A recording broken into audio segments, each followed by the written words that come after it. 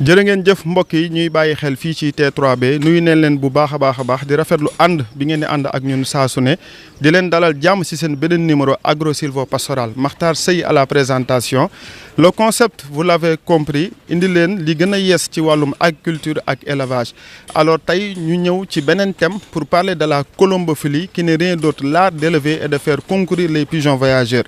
mu nekk nag loo xam ne yàgg na Sénégal mais méconnu du grand public. Alors tey waxtaan bi ñu ngi ko nar a siq ak Mame Magnane Ndao l'un des pères fondateurs de cette discipline un fin colombophile aguerri dinañ ànd ak moom ci waxtaan bi mu from fàcceel ñu ko l'essence même au-delà de l'élevage mais c'est aussi un sport.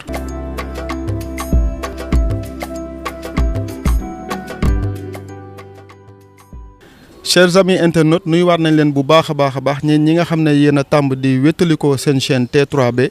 Alors comme annoncé tantôt donc tey ñu ngi toog fii jàkkaarloo ak suñu invité muy Mame Magnane Ndao Mame Magnane ñu ngi lay nuyu bu baax di la ziar di la bàyyi nga nuyoo ak internet yu ñuy seetaan. asalaamaaleykum mbokki Sénégal maa ngi leen di nuyu kenn ku ci nekk sa tur ak sa sant di jël nuyoo bi di ko teg ci sama frère sama ami Mahou Seye moom mi ma dalal fii nii. ci télé bu mag bi mu di T3B di ci kontaanaat bu baax ci di leen dalal fii nii.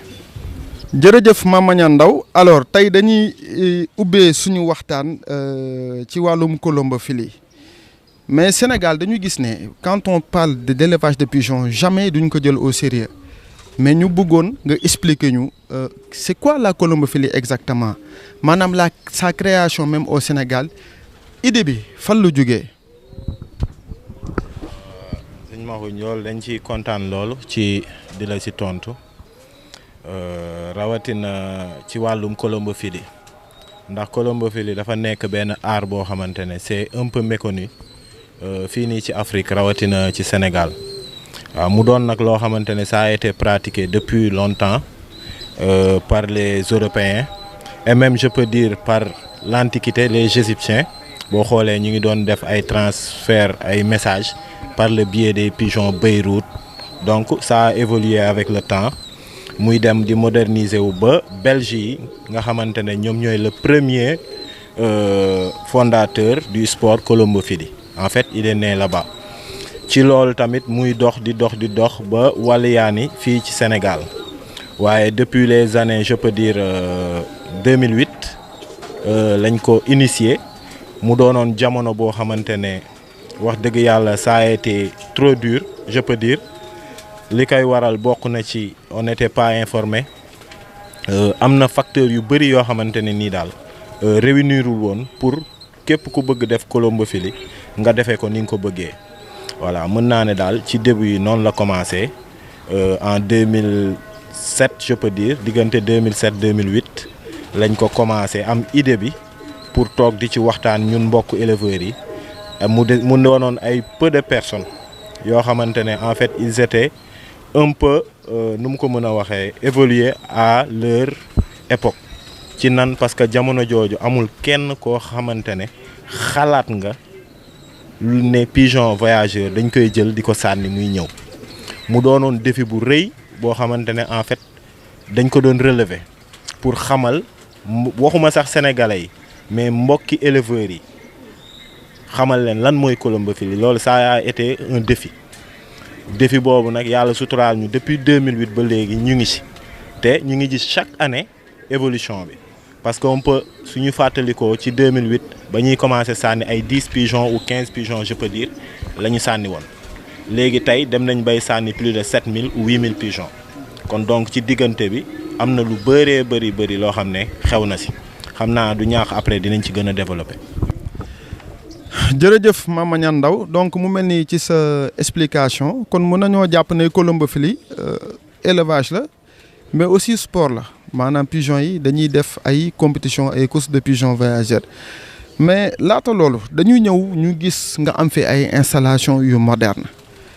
def ay séparation ñu gis sujet yi ñu ci bëri bokkuñu ak seen morom comportement yu ñu nekk loolu mën nañoo xam sabab bi ba xam lan la. ma ne ko effectivement boo xoolee cage bi dafa am ay dispositions disposition yi mooy premier bi mooy box cage reproducteurs yi foofu noonu boo xoolee fa la ñuy produire sujets yi nga xamante ne ñoom ñooy destinés à être des athlètes léegi ci ginnaaw cage reproduction bi yaa beneen cage boo xamante ne cage femelle yi lañ koy wax mooy cage bi nga xamante ne mooy regrouper femelle athlètes yi aussi am na cage bi nga xamante ne moom mooy regrouper mâle athlètes yi am tamit cage bi nga xamante ne mooy section bi nga xamante ne fa la cuuj yi di nekk am tamit 2 sections yoo xamante ne volière la loolu moom mooy servir pour pigeons yi bu ñuy sangu bu ñuy jël naaj aussi bu ñu leen di may repérage ak ainsi de suite y a beaucoup de choses yoo xam ne volières yi dañ koy jouer daal kon boo xoolee dafay mujjee nekk 4 compartiments bu ci nekk rek am na rôle bu muy jouer ci colombier bi boo xoolee noonu la demee. macha allah explication bi leer na donc loolu cela sous-entend une organisation méthodique parce que li nga explique lii vraiment loolu c'est la technique nga jël sujet yi séparer leen en fonction de l'âge et des activités de l'individu. Mama Niane Ndao gis nañ ne aussi ci biir colombophilie bi rawatina tey ci colombier bi nga xamante ne la ñu ñëw gis nañ nga def aussi des techniques d'accouplement. ndax dañuy faral di dégg yéen ci seen ay waxtaan ngeen wax ni pigeons yi dañ leen répartir en des catégories des sujets de vitesse des sujets de demi-fond et de fond accouplement bi laa bëgg ñu def ci taxaw seetlu tuuti comment vous accouplez vos pigeons pour espérer avoir les meilleurs sujets en termes de performance athlétique. man ko macha allah li nga wax am na solo trop ci élevage bi parce que mën naa ne sax loolu mooy résumer élevage le fait de. En fait c'est un art bi nag kenn ku ci nekk ak ni mu koy pratiquer di ci am résultat voilà donc man mën naa ne je sélectionne mes pigeons sur le panier boobu moom laa jiital parce que dama ni pigeons yi nga xamante ne da nga leen sélectionner ci panier bi doo ci am mbégteel ginnaaw loolu noonu aussi y a des pigeons yoo xam ne dañ leen di sélectionner pour seeni pédigré mooy ci li seen papa def wala li seen maam def wala li lignée bi def léegi de là di nga am ay renseignements yoo xamante ne yow di nga xam ne pigeon bi c'est un pigeon de vitesse wala c'est un pigeon de demi-fond ou bien c'est un pigeon de longue distance léegi yow su fekkente ne sa cage en fait t'es adapté à toutes les distances en fait yaa ngi travailler ay pigeons de vitesse yaa ngi travailler ay pigeons de demi-fond yaa ngi travailler ay pigeons de longue distance en fait pigeons yooyu nga xamante ne c'est des pigeons yi nga xamante ne dañu am ay pédigré am ay ascendants yoo xamante ne leer nañ ñu xam ñoom fan la ñu jóge boobaa ñooñu di nga leen mën a jël yokk ko ci sa liggéey améliorer mais tout temps que nga am base bu solide base boo xamante ne yow moom ci ngay taxaw di ci dem au fur et à mesure ngay améliorer parce que man dafa am loo xamante ne dama ko gëm depuis 2006 ba ma yoree fameuse pigeon boobu ñuy wax gazelle yaakaar naa ne dootul doon pigeon bu ñuy présenter mën naa ne pigeon boobu c'est la première pigeon boo xamante ne doomam moo fi def course def ko ci temps ak heure ba tey yeneeni course di ñëw ba ñu ciy def ay résultats te ba tey jii may wax ak yow c'est cette ligne là que je suis en train de développer et que chaque année maa ngi ciy continuer di ci am résultat kon donc pour ñëwaat rek ci sa question ci sa wax mooy que pigeons yi dafa am ay pigeons de vitesse yoo xam ne ils ont été sélectionnés juste pour la vitesse te ñooñu courses yi ñu leen di dawal uniquement pour les courses de vitesse te les courses de vitesse moom mooy de 0 à 250 kilomètres kon pigeons yooyu li tax ñu leen di tànn mooy seen gaawaay a tax pigeon bu gaaw nag dafa am nu mu war a bindoo am critères yu mu war a yor am ay bagages yu bari yu mu war a assembler pour mën a doon ce pigeon vitessier là. mais balaa ngay gën a sori ci waxtaan bi maa ngi lay dégg léegi ngay expliquer pigeon de vitesse dafa am ay caractères yu mu war a am ndax mën nañoo xam pigeon de vitesse naka la war a mel nan la war a bindoo. man su may wax ne le pigeon de vitesse bokk na ci caractère mordant bi waaw parce que pigeon de vitesse da ngay gis ci moom benn caractère boo xam ne en fait c'est inné c'est le caractère mordant loolu mooy pigeon bi dafay yàqamti saa su ne kon loolu foofu da ngay ñëw ci aspect psychologie pigeon bi ginnaaw loolu du psychologie kese dafa regrouper pigeon bi morphologie bu mu yor parce que pigeon bi mën na yor caractère vitesse te moom morphologie bam du morphologie pigeon de vitesse kon donc damay ne le pigeon c'est un ensemble boo xamante ne tout doit être lié pour mu mën a def loolu noonu ci étape yooyu ñu ko soxla waaw. jërëjëf Mame Magnane Ndao kon mu mel ni pigeons yi aussi au-delà donc des aptitudes physiques mais dañuy développer aussi une certaine personnalité voilà dañuy ñëw tamit ci wàllum alimentation bi parce que gis nañ ne yaa ngi alimenter sa pigeons yi avec des granulés te qui parle de granulés parle aussi de céréales et de légumineuses mais lan moo waral choix wu alimenter pigeons yi de la sorte parce que mélange bi gis nañ ne bëri na ay types de graines te yi ngay jox pigeons yi aussi c'est varié parce que benn cage bi ñi ngay jox ñooñu bokkut ak li ngay jox beneen cage bi ci des. effectivement parce que côté alimentation moom dafa doon loo xamante ne lu am solo la si wàllum colombophilie wala sax damay wax si wàllum élevage bon man dafa am mélange repro boo xamante ne période reproduction moom laa koy jox pigeons yi boobu bokk na si day nekk mélange de base bi mais dama ci ajouter lu mel ni petit pois lu mel ni ñebbe lu mel ni lentille parce que yooyu c'est des légumineuses yi nga xamante ne da leen di jàppale parce que ku wax production di nga wax ne rythme intense pigeon bi day chaque instant day soxla nourriture te aussi day soxla ay apport vitamines yoo xamante ne ñoom ñoo koy jàppale ci wàllum cuuj yi mën a développer looloo waral période reproduction dañuy yokk alimentation bi mu gën a riche par contre comme li nga wax cuuj yi ñoom comme sevré nañ aussi dañu toll ci période bi nga xamante ne dañuy entraîner ñoom période boobu waruñu diis moo tax nga gis ne ñoom seen mélange dama koy def mu gën a léger nga xamante ne céréale bi mooy dominer am tuuti protéine rek lu mel ni petit pois mais du si bëri nga xam ne dinañ mën a naaw normal entraîner développer ay muscles ba toll ci période de compétition de là seen mélange doog a changé waat pour waajal compétition yi kon boo xoolee tout autour de l'année ñun dafa am ay mélange yu spécial yoo xamante ne dañ koy développer selon besoin yi ñu toll ci période boobu noonu. macha allah loolu am na solo ndax ku wax alimentation rek wax les besoins nutritionnels journaliers donc mënees nañoo comprendre ne repro yi comme ni nga ko faram-fàccee rek mélange bi nga xam ne moom ngeen leen jox donc dafay nekk des mélanges très riches en protéines en vue donc ñuy mën a alimenter seen ay poussins et que à côté aussi il y a des athlètes et des poussins yi ñoom it aussi dañuy am seen ay mélange tamit boo xam ne moom moo leen di aider en pleine croissance. Alimentation on dit souvent que c'est le premier médicament ginnaaw boo alimenter pigeons yi aussi mais gis nañ ne yaa ngi koy accompagner avec des compléments alimentaires pour booster say athlètes mais gis nañ ci sax am na ci yeneen yoo xam ne yaa ngi leen koy jox ngir pour éliminer ay toxines wala sax pour def de la récupération rapide loolu moom moo ñuy permettre ñu mën a def suñu transition daal di dem ci aspect entraînement yi. ñëw nañ sa kër gis nañ ne yaa ngi entraîner pigeons yi ñuy génn di naaw di def ay volets mais aussi ndax entraînement bi loolu kese la ndax méthode d'entraînement boobu kese ngeen am wala. waaw dañ ma ko loolu noonu mën naa ne xam nga la colombophilie c'est de l'art te mën naa ne kenn ku ci nekk ak sa système d'entraînement yi ngay def pour di ci am say résultats te kenn ku ci nekk yaa ngi koy def di ci am résultat. bon man dama am sama système d'entraînement boo xam ne noonu laay entraîner samay pigeons bokk na ci depuis le sevrage si laay commencer teel leen miinal le plus rapidement possible et aussi teel leen a jàngal panier yi parce que bu fekkente ne naaw nañ au bout de 1 mois da ngay gis ne ils sont assez musclés seen coffre tamit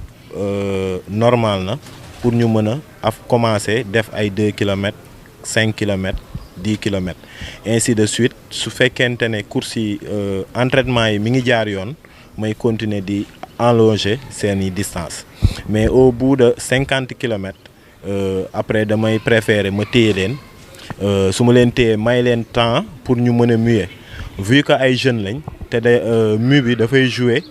rôle bu am solo ci ñoom ci impact ci sànni yi ngi leen di sànni bon tax foofu damay préférer ma téewaat leen benn 1 mois ou 2 mois pour seen mue gën a avancer ba mu ñu gën a normal après de là ma doog continuer waat samay entraînement. Bon après entraînement yi nag mën naa ne c'est les compétitions qui vont y suivre donc les pigeons doivent s'entraîner bien am coffre nekk en bonne santé et aussi am ay compléments alimentaires yoo xamante ne adéquat na voilà te mën naa ne daal su ma ko doon jox misaal dafay mel ni ne ku yor ay fasu course di leen préparer pour waajal leen dawal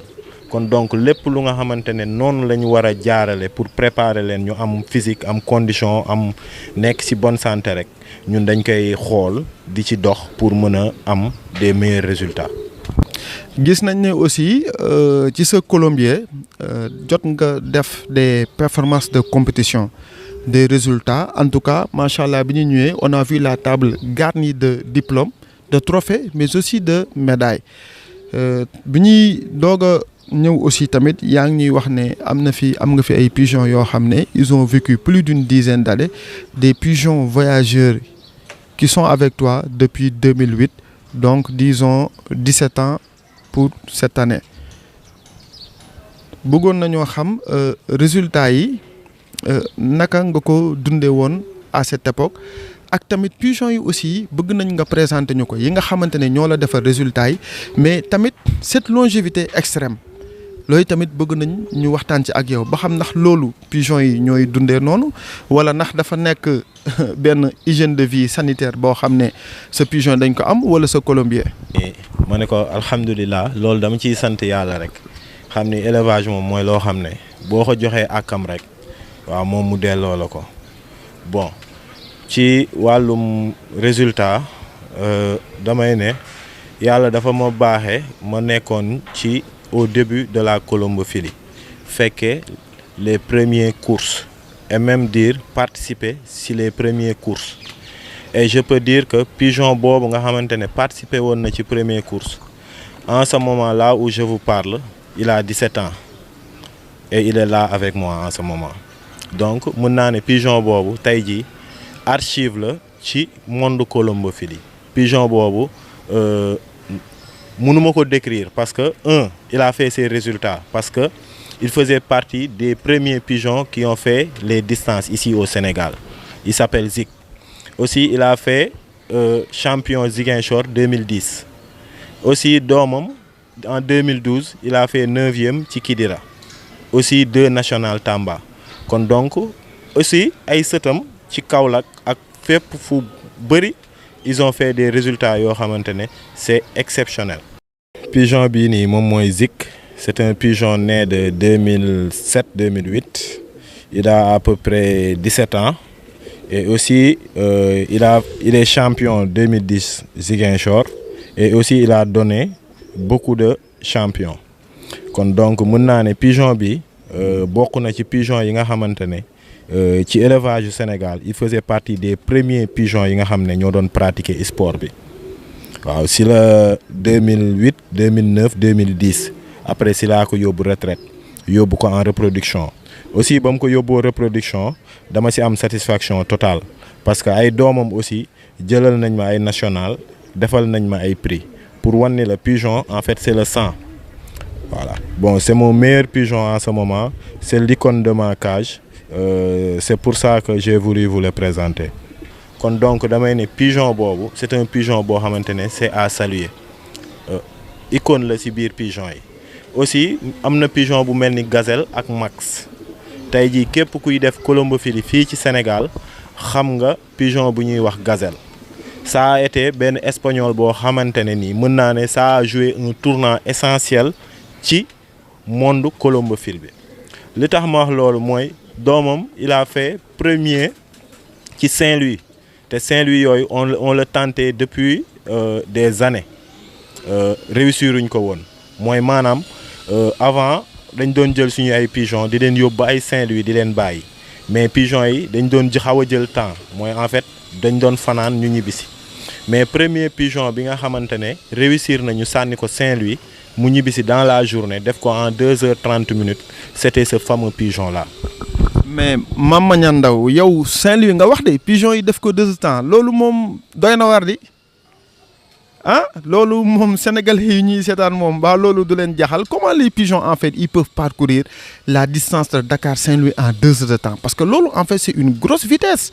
il faudrait que les pigeons véritablement ñu am une vitesse de pointe pour mën a accomplir de telles prouesses parce que déjà boo xoolee oto rek dina ko def minimum 2 heures ou plus donc bëggoon nañoo xam aussi tamit comment ces pigeons voyageurs ces véritables athlètes comment ils font pour s'orienter parce que ñu bëri ñu ngi naan pitax yi boo leen jëbee nga sànni leen dañuy réer mais yow yaa ngi ne pigeons yi da leen di yóbbu Ndar ñu ñibbi si Dakar en 2 heures de temps mais comment ils font pour retrouver leur pigeonnier.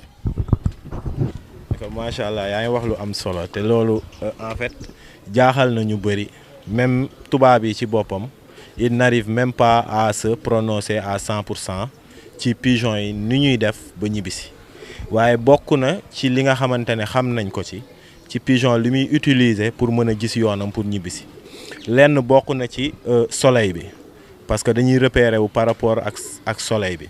bokk na ci champ magnétique bokk na ci odorat bokk na ci vision te aussi ils ont leur vision boo xamante ne suñu nekkee ci kaw ils peuvent voir plus de 50 kilomètres à la ronde aussi pigeons yi nee nañ bañ defee ay recherche xool ci seen cerveau yi dañ ci mel ni lu ci trouver lu mel ni boussole mooy yi nga xamante ne dañ koy fekk ci biir boussole kon donc dafay mel ni ne pigeons yi dañu am ñoom seen propre boussole boo xamante ne moom la ñuy utiliser des fois nag y a des pertes mais boo seetluwee pertes yu ci bëri li koy waral condition de transport yi bokk na ci nuñ leen di lancer bokk na ci et aussi su fekkente ne teg nañ pigeons yi ci condition yu baax sànni leen ci période yu baax da ngay gis ne bu ñu sànnee plus de 2000 pigeons presque plus de la 98% pigeons yi dañuy ñëw kon donc daf lay wan ne pigeons yi moom ñëw bi jaaxalu leen mais li leen jaaxal mooy condition de transport yi nga xamante ne moom lañ leen di teg te mu doon moyen yoo xamante ne tamit yu am solo la pour mën a sa colombophilie di jëm kanam te aussi loolu dama ci saluer képp ku nga xamante ne yaa ngi nekk ci colombophilie bi waaw di ci jàpp ba yàlla dogal ñu am suñu benn camion bi nga xamante ne nii tey jii waaw moom la ñu nekk doon ci yàgg sàkku depuis je peux dire 2008 2009 ñi ngi amoon rêve camion boobu tey yàlla dogal ñu dem di dem ba am camion boobu dem sax ba camion bi satisfaire tuñu je peux dire parce que dafa doon loo xam ne ay ndaw ñoo ci nekk te lu ay ndaw nekk rek da ngay gis ne dafay am avenir parce que dama ci mus a waxtaan ak benn tubaab bu fi ñëwoon bu tudd Adrien Mirabel ñu toog di ci waxtaan ci wàllum élevage yu Sénégal moom mu ne dafa gis ne élevage yu Sénégal en fait il a de beaux jours devant lui ma ne ko lu tax nga wax loolu mu ne parce que dafa gis ne y a que les jeunes qui sont dedans alors qu'en Europe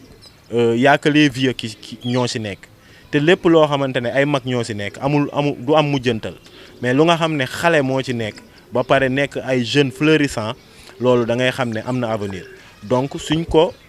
tegee ci norme yi ñu ko war a tegu ci charte internationale man gëm naa ni dinañ liggéey ba mën a jaayee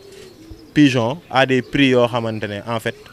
dina impacter ci réew mi parce que ñun lépp lu ñuy liggéey rek dañ ci bëgg liggéeyalaale Sénégal parce que avant tout lu ñuy wax bay sa wewu tànk te ñun Sénégal la ñu am te gis nañ ni secteur bi ça peut rapporter des millions ndaxte pigeon bi gën a cher ci monde bi a été vendu plus d'1 milliard suñ ko xaymawee ci millions de francs voilà kon donc loolu noonu tey bu ko benn sénégalais tey jii réussir woon ba développer xeetu pigeon yooyu ba jaay ko loolu noonu ci biir réew mi lay dugg kon donc ci biir boobu ñu ngi ci sàkku jërëjëf Mame Magnane Ndao c'est vrai que pigeon voyageur moom sur le plan international d'après nos documentations ak lu ñu expliqué nekk na ay volatiles mais aussi des sujets vraiment yu cher parce que gis nañ ne effectivement le sujet le plus cher muy New Kim il a été vendu à plus d'1,6 million loolu boo ko xaymaa si suñu ay koppar dafay nekk lu bëree yéen fan ngeen tollu économiquement commercialement ci pigeon voyageur Sénégal ba xam ndax yéen a ngi ci am xaalis. waaw macha allah wax dëgg yàlla je peux dire que néew ma ni ñu ngi ciy am xaalis mais ñu ngi ciy suturu ñu ngi ciy sant yàlla bu baax ndaxte avant ak léegi boo ko xoolee di nga xam ne am na benn grande avancée li waral loolu Sénégal tey dem na ba jaay benn pigeon à plus d'1 million et quelques te avant yaakaar naa voyageurs yi. mais benn pigeon voyageur fii ci Sénégal ñu jaay ko 1 million loolu am na cadre yoo xam ne amuñu salaire boobu de ah 1 million de francs CFA macha allah. parce que lu waral loolu pigeon yi en fait booy jënd du pigeon bi en fait ngay jënd mais génétique bi ngay jënd parce que génétique boobu boo xoolee en fait boo ko jëndee pour dugal ko ci sa cage daf lay ñëw améliorer la. Loolu la ñuy wax amélioration de la race parce que kenn ku ci nekk ci sa biir élevage da ngay toll benn période boo xam ne da ngay soxla dugal de nouvelles souches de nouvelles sangs et aussi de nouvelles sangs yooyu dafay nekk ay pigeons yoo xam ne ils ont fait des preuves léegi ci biir loolu ci ngay choisir pigeons yi la doy ak éleveurs yi la doy nga dem nga def ci ñoom ay ñu jox la ay pigeons soit mën na nekk fii ci Sénégal soit mën na nekk Europe. léegi yàlla baaxee nañu ba ñu ngi am collaboration ak yenn européens yi ñuy am ay pigeons yuy ñëw di fi dugg si aussi di ñëw di améliorer pigeons yi fi nekkoon mais aussi teewul pigeons yi fi nekkoon ba léegi ñoom ñi ngi def seeni résultats yu nga xamante ne maanaam c'est exceptionnel kon donc élevage moom je peux dire que suñ ko liggéeyee rek ñun ni ñuy def ba di jënd ji pigeon fee ci Europe ñoom tamit danañ mën a ñëw ba ci ñun di soxla suñu ay pigeon ñu koy exporter parce que man loolu mooy sama rêve loolu moom mooy sama yéene mooy fexe noo xamante ne dinañ développer ay pigeon yi nga xamante ne européens yi partout dans le monde dinañ soxla tibu pigeon yooyu parce que seeni résultats la ñu def yu leer. Donc on peut comprendre que prix bi c'est justifié par la sélection génétique parce qu'en même temps aussi on peut comprendre tey si on prend l'exemple donc des chevaux yi nga xamante ne dañuy daw ay hippodrome les pur sang anglais mais effectivement ñoom it aussi dañuy jar ay millions voire même des milliards ci suñu ay koppar parce que ñoom dañuy am ay performances de compétition donc moo tax mooy waral ñoom ñu mën a àgg fenn fi boo xoolee lu mel ni comme Neuchâtel moom ay doomam ak ay sëtam yëpp ils ont été des champions et ils ont été vendus vraiment à des prix explosifs macha allah. seen colombophilie bi fan ngeen ci toll ak état bi par rapport ak seen ay structures parce que aujourd'hui on nous parle de beaucoup d'associations et aussi d'une instance qui fait office de fédération bi nga xam ne moom mooy harmoniser toutes les associations mais subvention bi nga xam ne tey état du Sénégal mu ngi koy joxe wala sax yenn organismes yi parce que d'après vos explications on sait bien que la colombophilie c'est un élevage mais aussi un sport donc vous êtes rattaché par deux ministères le ministère de l'élevage et des productions animales et l'agriculture mais aussi le ministère du sport ndax yéen jot ngeen dem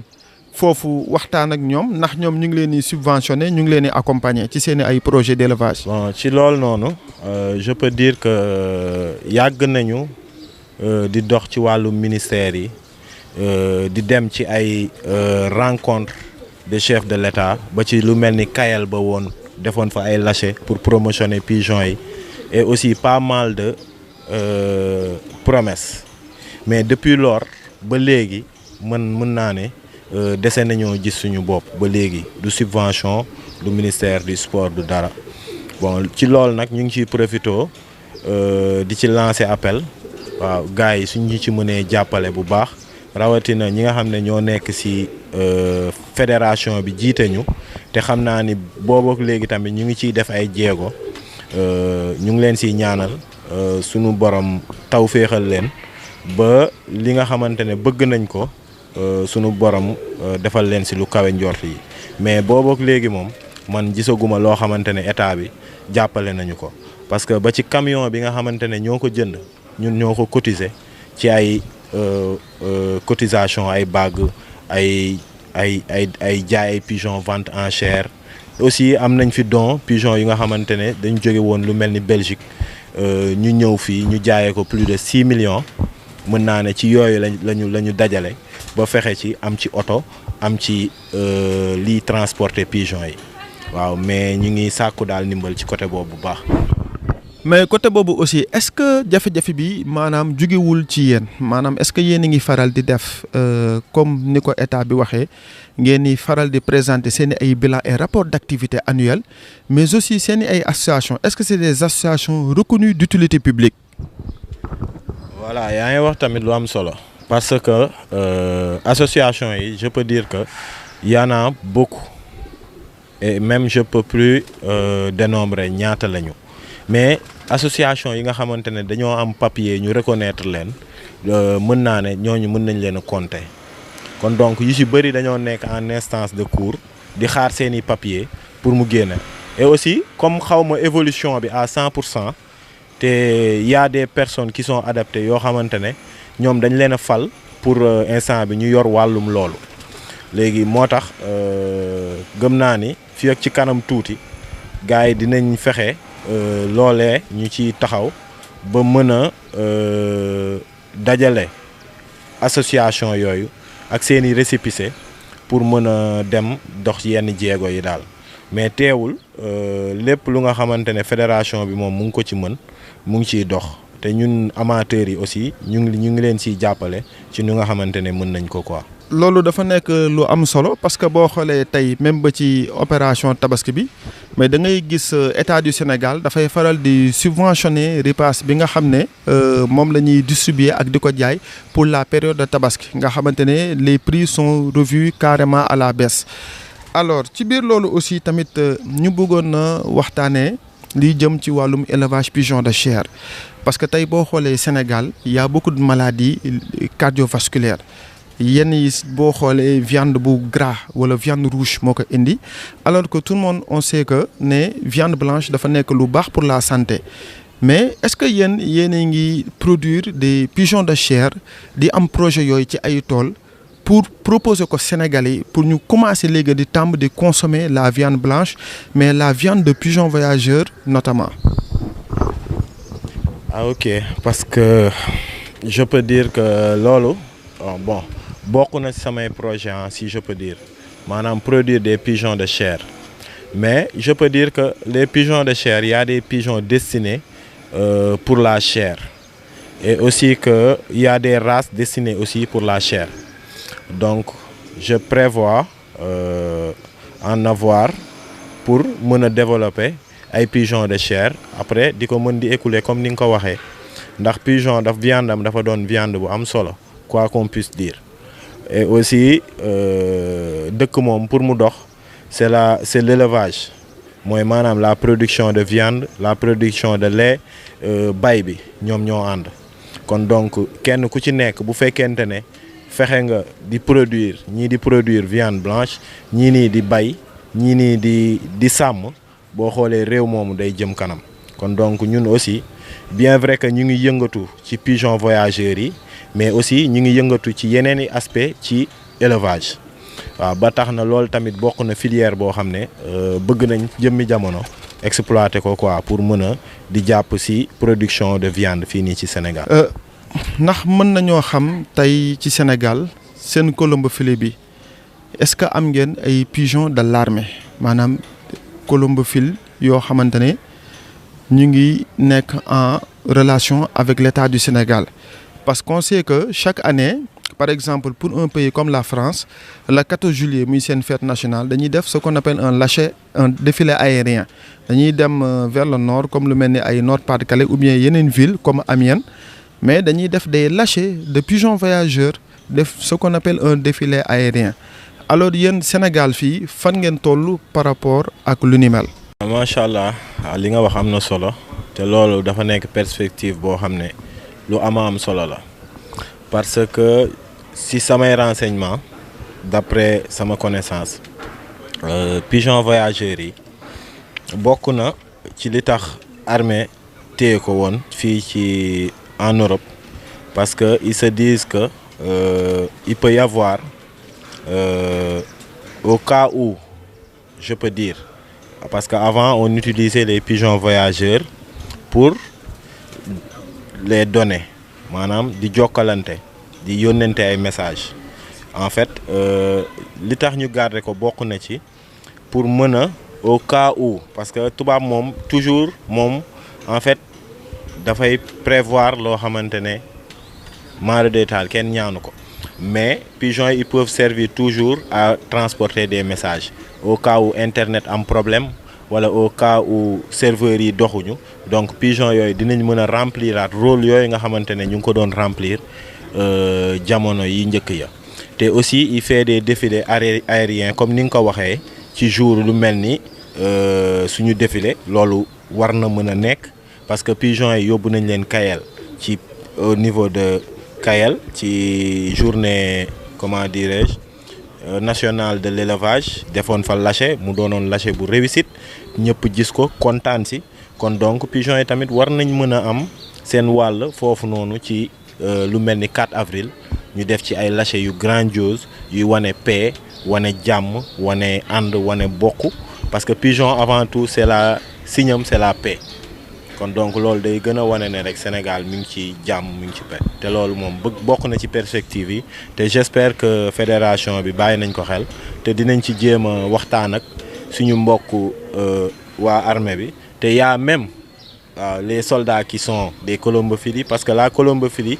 ñëpp a ngi si colombophilie boo xoolee ñëpp a ngi si façon nit boo xalaat mi ngi si directeur yaa ngi si munu parce que da nga ciy gis nit ku nekk en fait kon donc loolu gëm naa ni gars yi dinañ ci jàpp ba ñu mën a loolu di ko def comme noonu incha allah.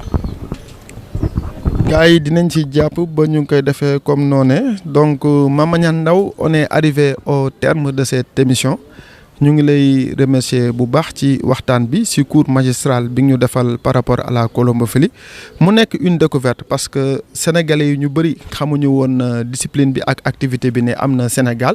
mais leeral nga lu bëri ci d'abord élevage bi mais aussi tamit ci wàllum sport bi ci alimentation bi mais aussi tamit ci yeneen perspective yi nga xamante ne colombophilie Sénégal war na ko mën a am notamment cette insertion au niveau de l'armée kon ñu joxaat la kàddu gi rek nga tàggatoo ak mbokki internet yu ñuy seetaan. waaw Mahou avant tout yow maa ngi lay remercier yow mi nga xamante ne avant tout yaa ma defal teraanga bi aussi di remercier télé bu mag bi nga xamante ne mooy T3B di leen remercier bu baax ndaxte c'est pas facile te aussi ñun éleveurs yi en fait lii moom mooy promotionner moom moo ñuy wane liggéey gu ñu nekk di def ci ginnaaw kon donc bu ñu amee ñu mel ni yéen di ñu vulgariser di ñu wane fépp kon mënuñu lu dul kontaan te di leen ñaanal télé bi dooni ay télé sunu borom barkeel ko te defal leen lu kawe seen njort. Mama Niane Ndao moo nekkoon tey seen invité ci seen émission agro-sylvo-pastoral gërëm nañu ko bu baax a baax mais tamit ñu ngi remercier les internautes ñi nga xamante ne ñoom ñoo doon teewlu émission bi mais tamit sans oublier nos inconditionnels techniciens ñi nga xam ne ñoo nekkoon ci xarale bi Mouhamed Balo ak Moustapha Faye di leen jox rendez-vous très prochainement ci seen beneen numéro émission agro-sylvo-pastoral d'ici là portez-vous bien et restez scotchés sur votre chaîne préférée en compagnie des programmes de la T3B.